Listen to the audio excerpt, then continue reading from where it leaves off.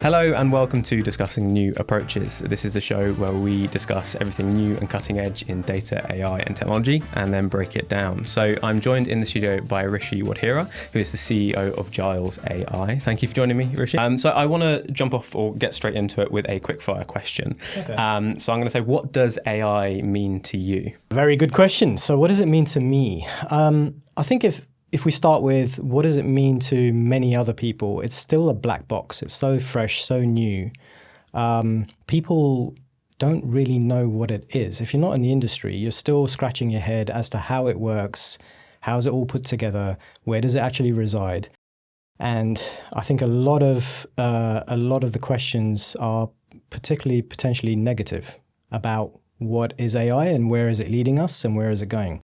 For me, AI is really about supporting humans.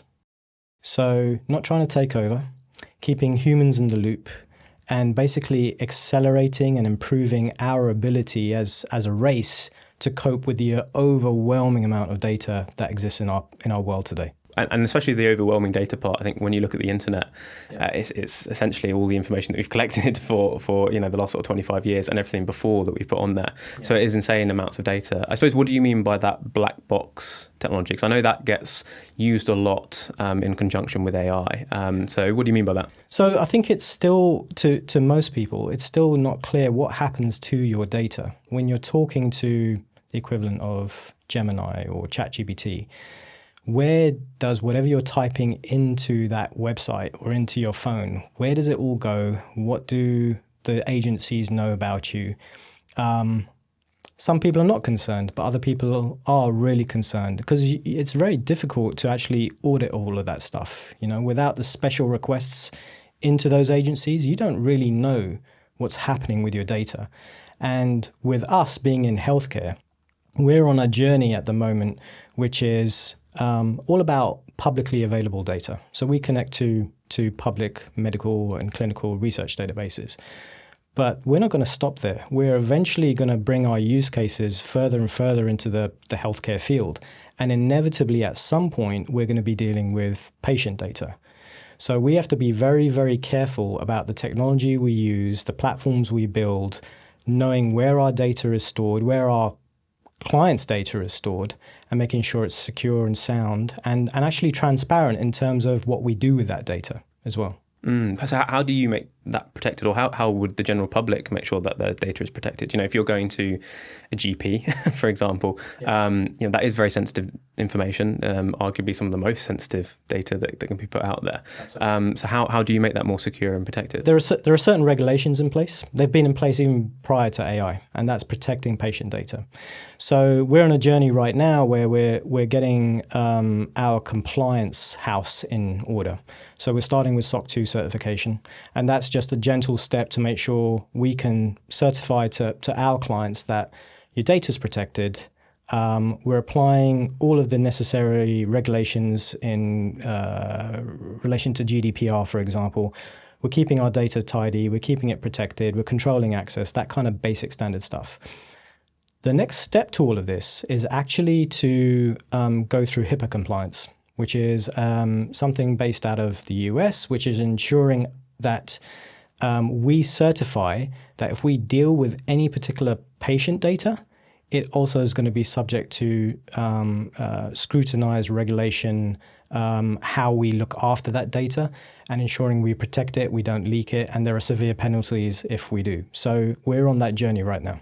Amazing. And what's the opposite side? So how could this data be used, especially healthcare, because obviously that's where your specialization with Giles is. Yeah. How could that be used against people in both in the public sphere and also in sort of the enterprise level, all big organizations? At the moment, it's very clear that organizations around the planet are adopting AI, and big pharmas, they're definitely at the forefront of this kind of stuff.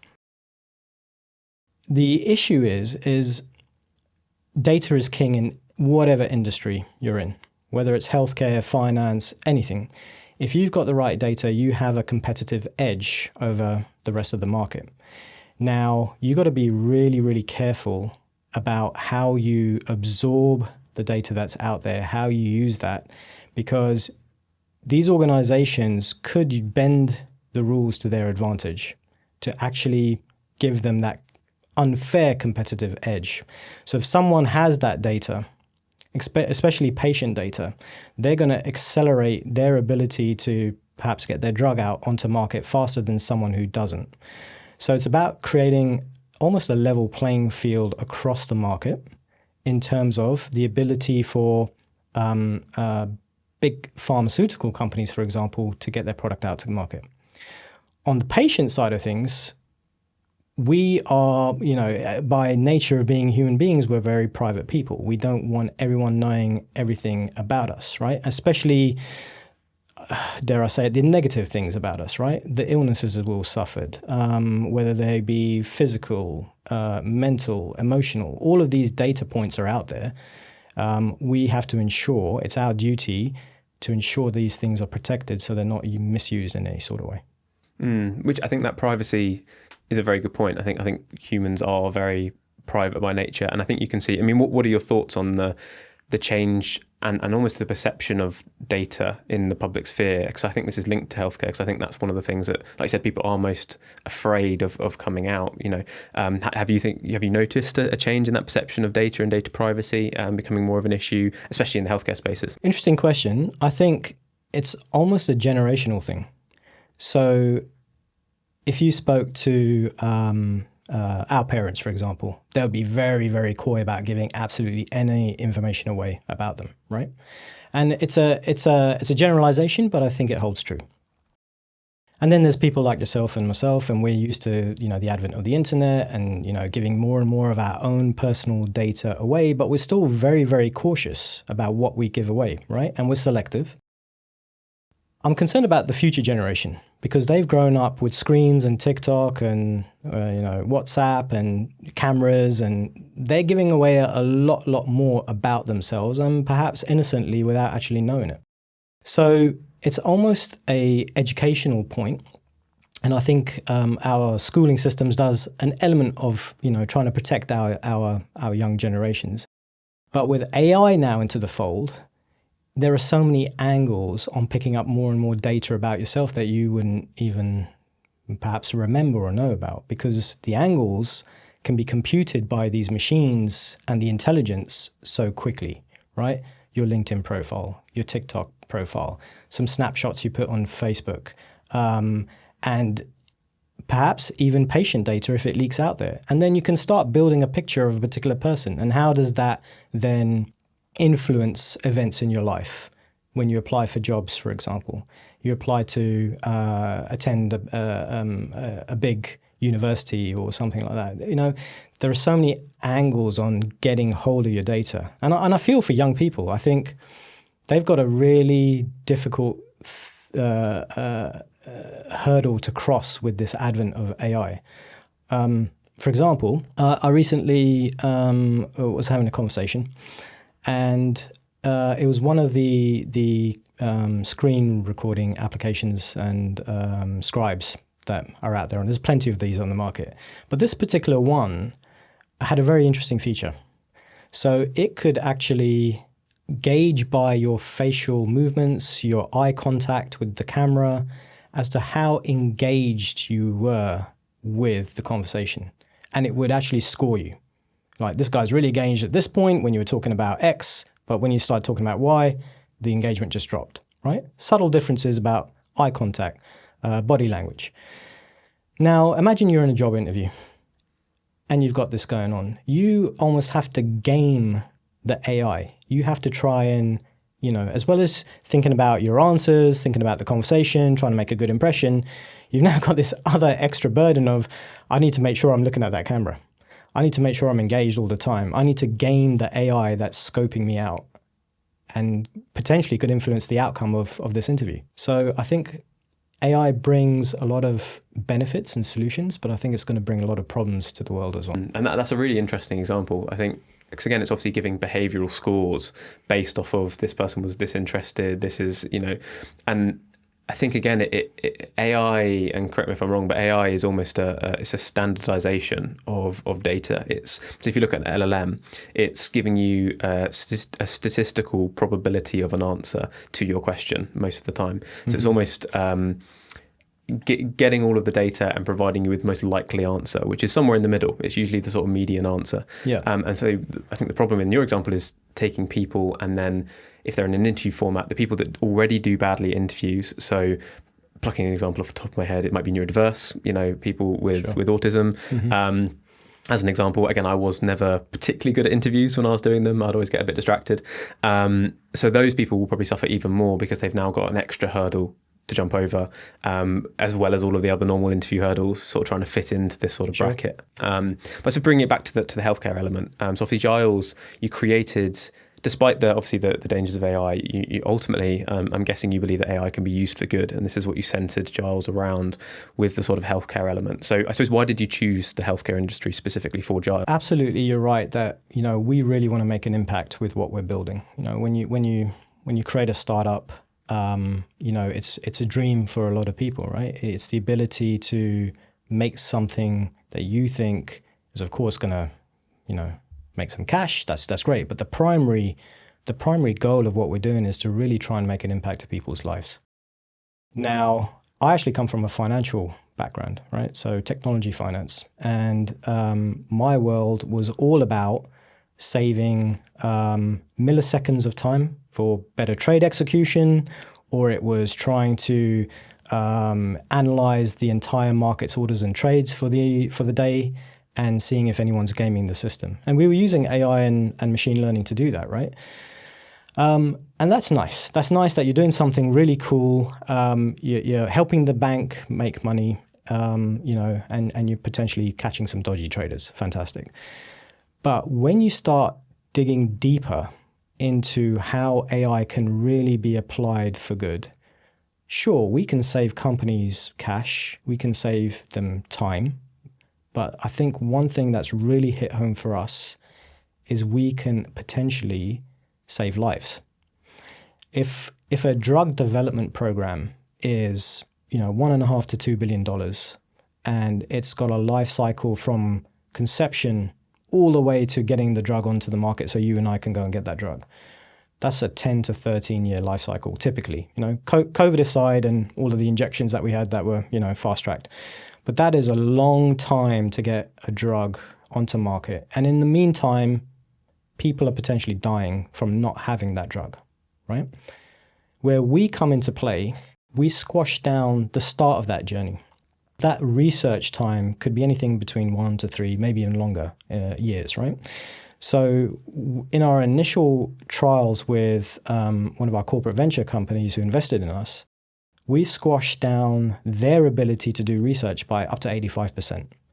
So if we can shave off a year or two from getting that drug out to market in the the bigger picture, that's a great feeling for us, and we're actually using AI for something that's impactful and good. And so what does that typical research process look like within, so that 1 to 3 year research process? So obviously if you're taking like a 10-year window, 3 years of that is research, 7 years of that is actual sort of drug development. So what does that research process actually look like? And I suppose, how does the interjection of AI help with that specifically? So the first step is to have your concept, get the requirements, like any other business, get the requirements and create effectively the protocol of what you're trying to do. The next step is to, as a researcher and an organization who has an R&D team, is actually to go and research other people's research. That's the first thing you have to do. So you have to go and manually go onto websites and search for documents, papers, videos of what other people have done in the market, which has relevance to what you're trying to create as a drug, for example, or a medical device. You have to explore all of those research papers, understand what was done, understand the data points that came out of it, and feed it into your own research paper, right?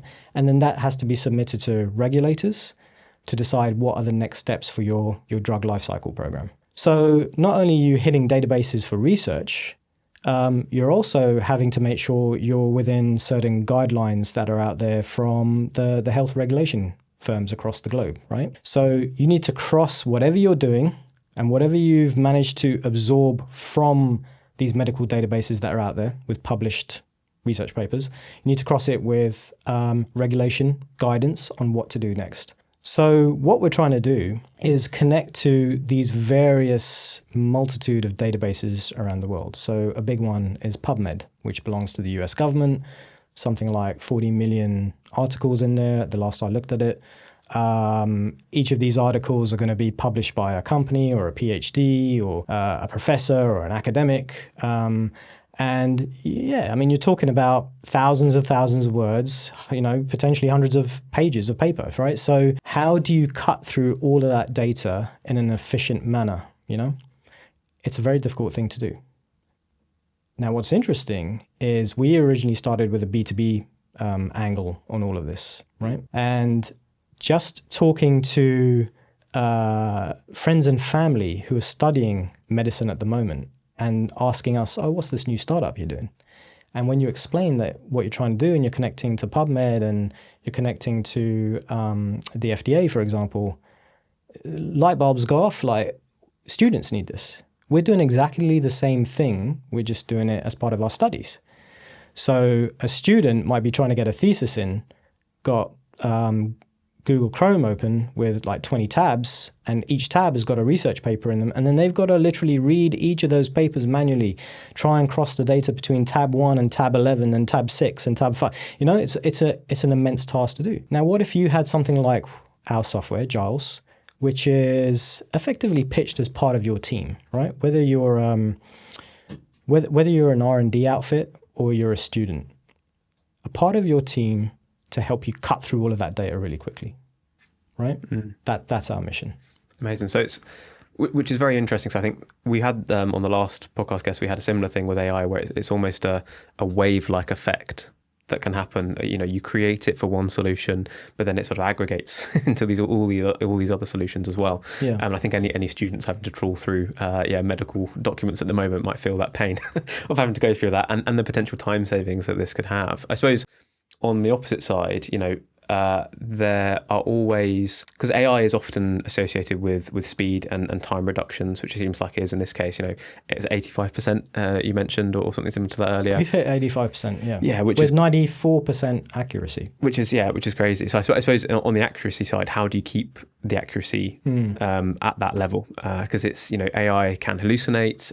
It depends on the models, depends what you're feeding it. And I suppose how does that AI literally go and search all those documents as well? How does because again, I'm guessing using some sort of large language model or some sort of text analysis based on that.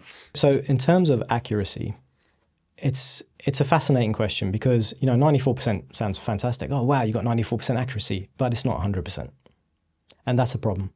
That's a problem for most industries, but especially for the healthcare industry, because you're putting so much trust in the studies, in the people, in the technology like ours, that if you get it wrong, you potentially have a negative impact on people's lives, right?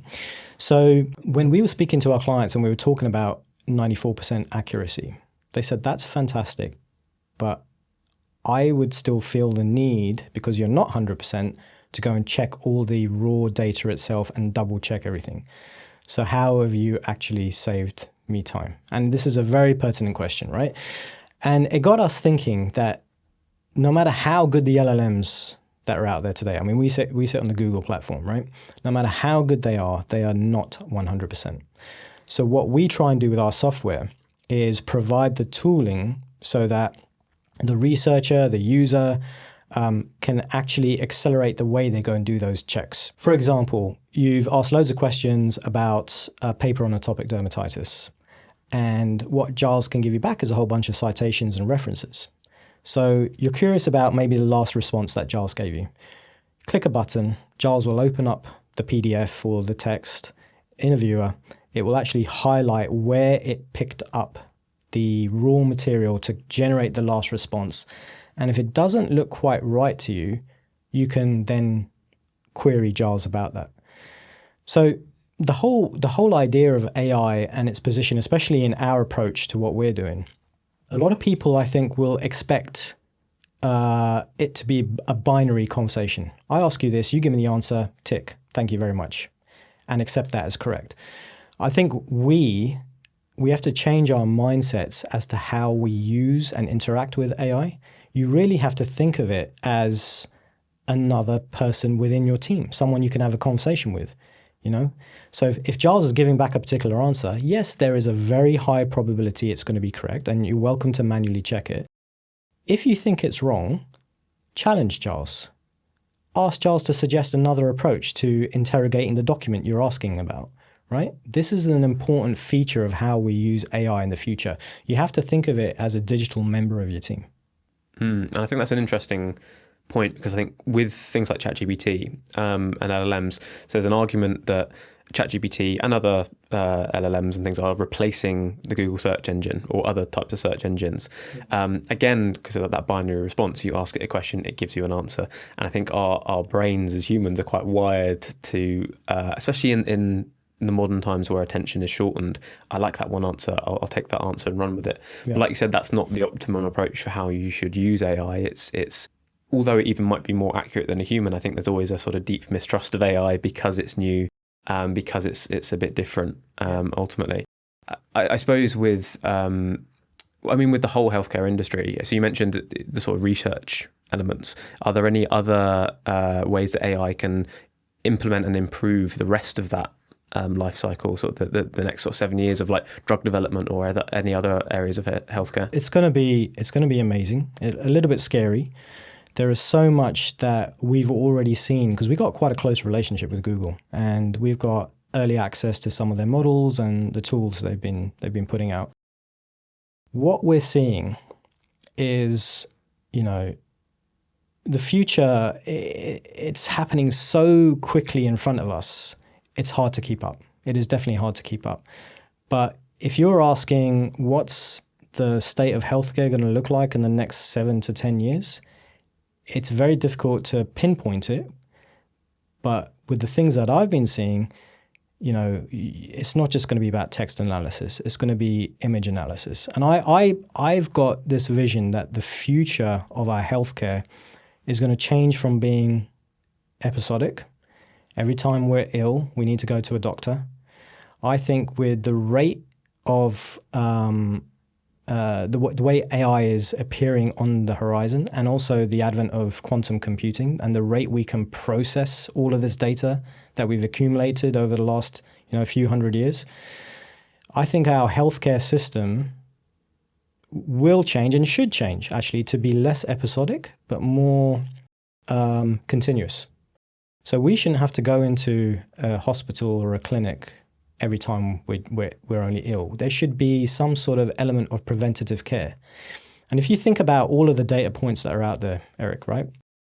We've just been speaking about data points around your health. What about the food you eat? What about the exercise you take? What about the work you do and how much stress it may be causing you? If you pull in all of those data points into a preventative care program that AI can absorb and actually monitor how you're doing, it changes the way we think about health. Maybe you've decided to start eating a particular food and that's caused some sort of issue with your health, right? And it's not enough for you to go to a doctor to say, I'm not feeling good. But if we've got a preventative and continuous healthcare system, and the AI is so smart that it can link up the data points, say, Eric, you started eating this. This was in your grocery shopping list, right? I've started noticing, particular aspects that are happening to your body right now. There could be a potential link. And then go and check the research that's out there that, you and I generally don't have access to. These medical databases, even though they're public, we don't ask these databases for, what could be wrong with us. We ask Google. Younger generation might even be looking at TikTok videos that are explaining, what's wrong with them. The real expertise are sitting in these databases. So if you've got all of those data points connected up, the AI can link your food to what's happening with your health right now, to checking where that could impact you in the future, even if you don't need to go and visit the doctor now. So I think healthcare is going to change massively, and hopefully for the better, with the advent of AI and quantum computing as well. So is that the almost like a personalized AI GP that you have access to that then works with your GP and then has access to all those data points, has access to your health. I suppose might even become your first port of call if you feel like something's wrong, you've got some symptoms, you discuss it with the AI first, and then it can escalate it to the GP if it needs to. But I'm guessing this is more agentic AI. Exactly. It's agentic AI. It's looking for outcomes than just asking questions across a series of various different data points. But you brought something really interesting up, and that is what we're used to perhaps when we were younger, and definitely what our parents are used to, which is you knew your family doctor. Here in the UK, at least, yeah? Your GP was someone that you engaged with, again, every time you're ill, but you knew the person you were going to speak to. It's very different in this day and age, right? If you go to a practice now, you're not quite sure which doctor you could be speaking to, right? So the doctor-patient relationship was very intertwined, and there was a lot of empathy and care from the doctor as to the patient's problems. What we need to be really careful of is we don't lose that human touch. So even with Giles, we want to keep the human in the loop, right? We're not trying to replace researchers. We're trying to augment their abilities with positives to accelerate through all that research and make lives easier. So they can focus less on the administrative stuff and just focus on getting good outcomes, right, for whatever they're doing in terms of their research. We are at a very interesting point in time where AI could potentially replace everything. And I a lot of people, when I speak to them, they say, well, no, it can't. There are certain things that AI just won't be able to do. And I agree with them up to a certain point, but only when empathy and concern and really having a soul. We as humans, no matter what you believe in, whether you're atheist, you believe in God or whatever, we know we're built to connect with each other, to speak, to talk, to empathize. If we get AI to replace all of that, it's not a good future for us as a human race, right? So we got to be really careful about what we use AI for and make sure that AI serves us. I've had comments when I speak to friends and family, they'll say, just pull the plug. Just Control Alt Delete, right? If it gets to the point it's taken over, just Control Alt Delete. So in our ways of thinking, I think we can do that, right? We've grown up with Control Alt Delete. Oh, the bloody computer's not working. Switch it on, switch it off and on again. Reboot it. Again, I fear for the generations to come, because if the AI is that smart, I think it's going to convince us not to turn off the switch, not to pull the plug. And we got to put ourselves in a position when we're not scared to do that. Yeah. So interesting times. It's very different from the days of when the internet came out, right? The internet was all about convenience, access to information really quickly, learning, shopping, entertainment, all of that kind of stuff. But we still ended up doing the thinking, yeah? We're getting much, much closer to someone else doing the thinking for us, and that's a very dangerous place to be if you don't approach the whole advent of AI very, very carefully. Yeah, I think that thinking element is something that I've seen come up multiple times in terms of the concerns of AI. It sounds like a wonderful world that you have.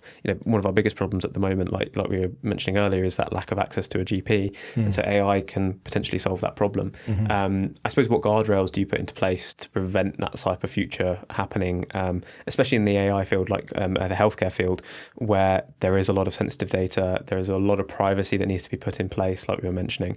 So how do you put the guardrails in to make sure we don't end up in ultimately what might be a dystopian type of world in the future? What we can do as providers of this technology is our focus is tuning the way we use AI, so the underpinning engine for us, the LLMs, right? And also being very careful about the algorithms we're building to send those data points back to the LLM. We're going to be at scrutiny with all the regulation and the certifications that we're putting into place. So that puts an element of checks and balances on us, right? Our mission has always been to keep the human in the loop. So we're not trying to build something to replace researchers. We're not trying to impress the CFO of a company, right? They're gonna definitely see some numbers which are gonna impress them, but we don't want them to start thinking, I think I can get rid of a few of the R&D team, right? That's not the goal.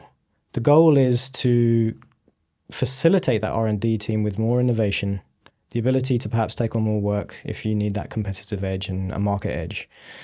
But just our own ethos with our company is not in the direction of, right, let's replace everyone. You've probably seen some of the tube adverts that have come up recently, right? I think everyone has, yeah. Those sort Everyone of AI, has. yeah. You've definitely seen them. So stop hiring humans. I mean, that's the wrong foot to get off, right? That's impressing the CFO. But CFO better be careful because he might be replaced as well, right? Which, as financially leaning, that's probably more likely than others. Exactly. So I think it's very important for the technology entrepreneurs of today to have the right ethos in what they're trying to build. That's really important. And as long as you get that right, I think we're off on a good foot. I suppose thinking about those technology entrepreneurs, so it sounds like you've had success with Giles. You're building it. And I think ultimately what you're saying there is if you are building something with AI, it's got to be purpose-led. 100%, right? Fall in love with the problem you're trying to solve. Don't fall in love with your new shiny, box that does these magical things with AI. Fall in love with the problem. Make sure you make it your mission to solve that problem. Success will come around it, right? I think that's probably one of the best pieces of advice I can give to any of the tech entrepreneurs out there. And healthcare is full of these use cases, full of problems that need solving. We've picked on one particular one, which was, very close to our partner who's invested in us.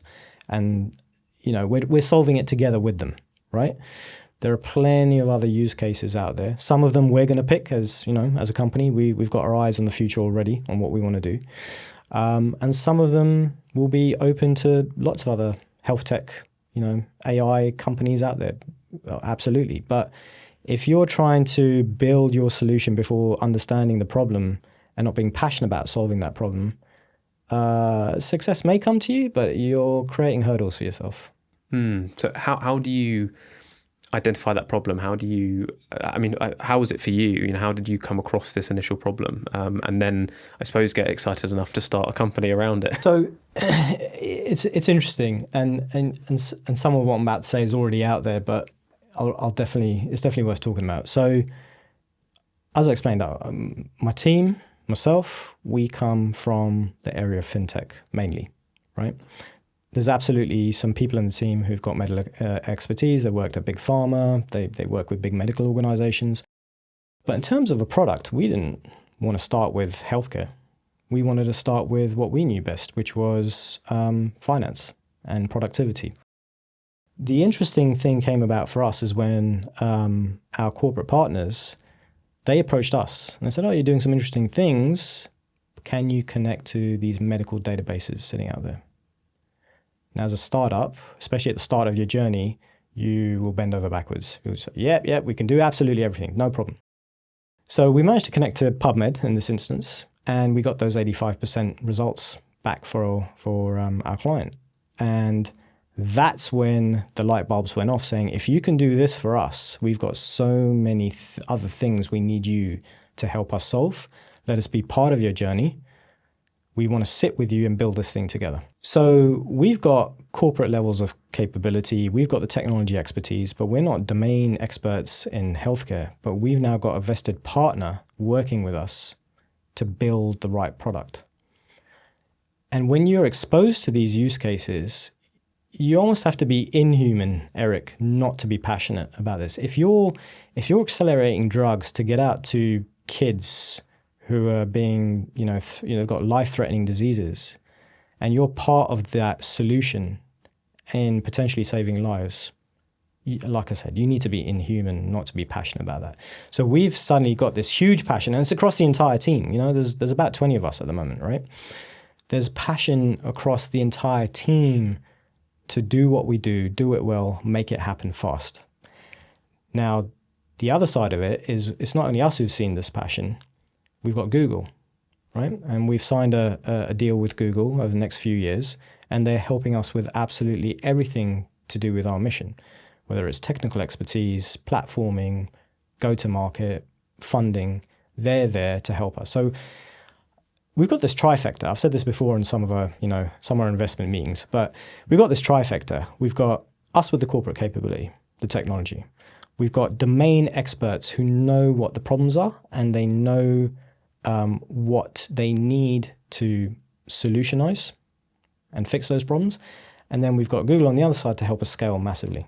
So I hope to think we're in a really good position for the future. It sounds like a lot of what you're saying there in terms of other advice to tech entrepreneurs and anyone else looking to start a business is you almost have to be flexible with the journey. It's you start with one thing in mind, and then as you grow and you build, you it's okay to change path. It's okay to find a completely new way of doing things. Yeah. So a lot of the team come from agile backgrounds. I used to do agile transformation for companies, right? You have to fail fast, and 100%. Or at least 99%, that initial thought of what your company is going to do is going to completely change and be blown out of the water, right? You have to pivot. You have to move with the market.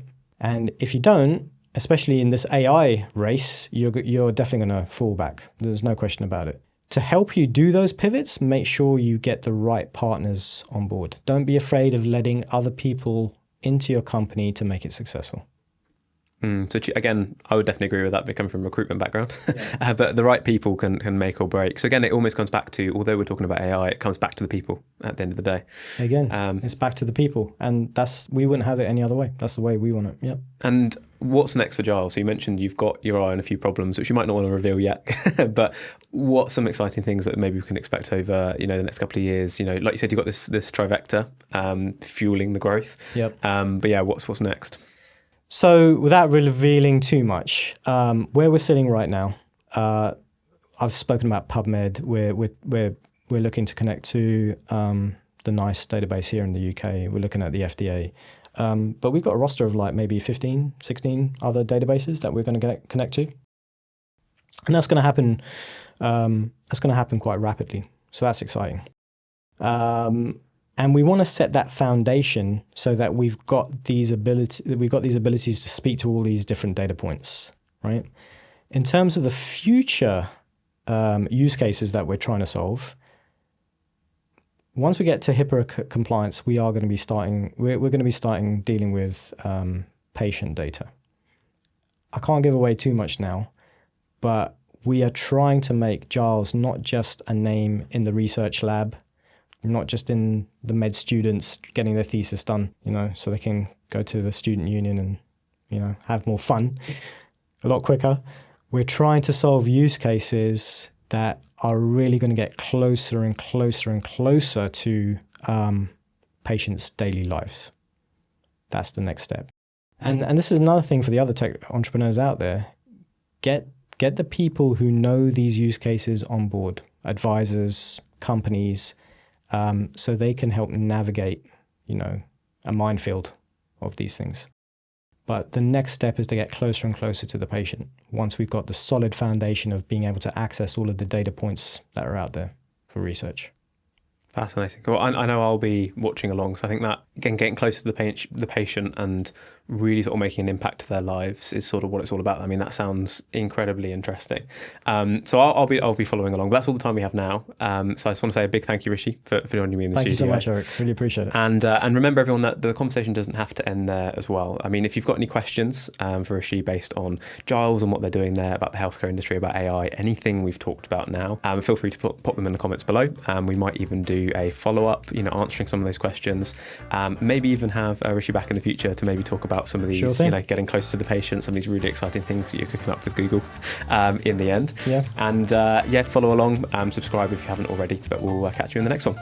Thank you so much, Eric. Thank you.